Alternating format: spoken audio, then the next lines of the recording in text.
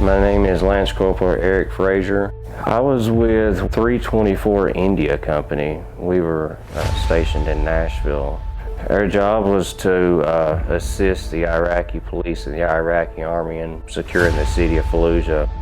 I remember specifically watching 9/11 on TV in ROTC, and I remember watching the second plane crash into the buildings, and my ROTC teacher telling us, you know, you just witnessed the start of the next war, and I just felt like it was my duty to serve. I couldn't sit there and watch innocent Americans die and not do anything about it. I was 17. I turned 18 at boot camp.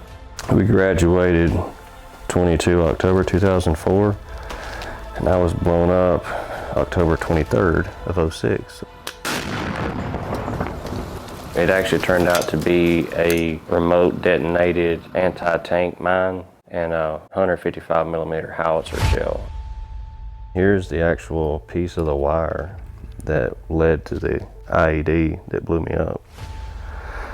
So this went from the IED to the trigger man to have something like that and to hold something like that.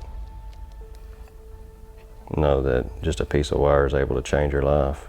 It's crazy.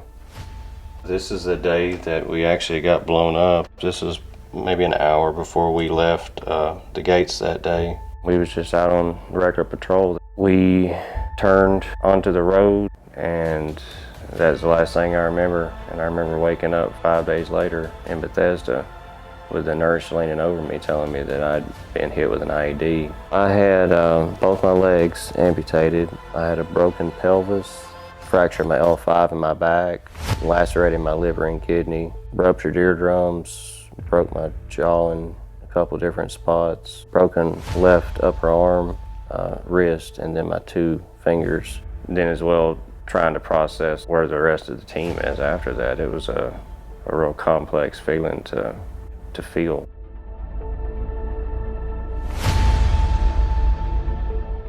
I got hurt in October. That was January.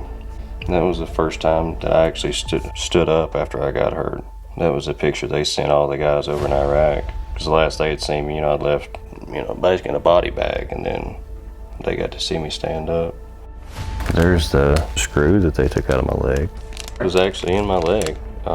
It was what held these 2 bones together right here until this end started working its way out of the skin. Just a regular Torx head screw. And this is an actual 2-scale replica of my bone in my left leg. They did an MRI scan of it, and it shows all the bone spurs. I come from a pretty long line of military family. My great-grandpa was in World War II. My grandpa and his brother were in the Army and the Navy. My dad was in the Marines and the National Guard. Shortly after I got hurt, he re-enlisted and went National Guard and actually done a deployment in Iraq.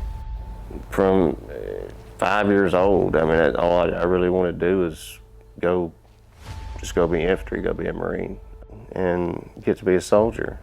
Like the perfect growing up, go fight for your country and come back and raise your family.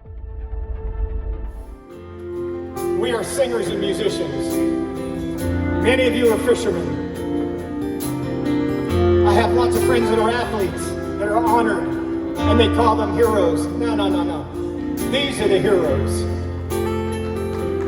Andrew Littlefield, they're a member of the Marine Corps League in Murfreesboro, Tennessee, asked me if I cared that he nominated me to this nonprofit builds houses for disabled veterans. And so we ask you, America, will you nominate a hero? I spoke to Meredith that day and said that they wanted me at that concert. Because as we find out about those warriors, we want to say thank you in a tangible way. I knew it was real when they turned the key around and I seen it, and it had my name on it. And because it absolutely blows my mind, because that was what me and Erika has been working for the past 2 years since we've been together. Erika and I have a blended family. We have 4 kids. We're a close-knit kind of family. I had known of Erika my whole life growing up at a distance, but how we got to talking that led to us being together was we started trading. I would mow her yard for her babysitting Alicia for me. That slowly transitioned to where we are today. Give them a good life, top priority right there. But to actually have our prayers answered with this, I can't even put it into words really how grateful I am. We have many more homes that we want to present, many more families we want to surprise, but we need you to nominate a hero at helpingahero.org. So please nominate a hero today.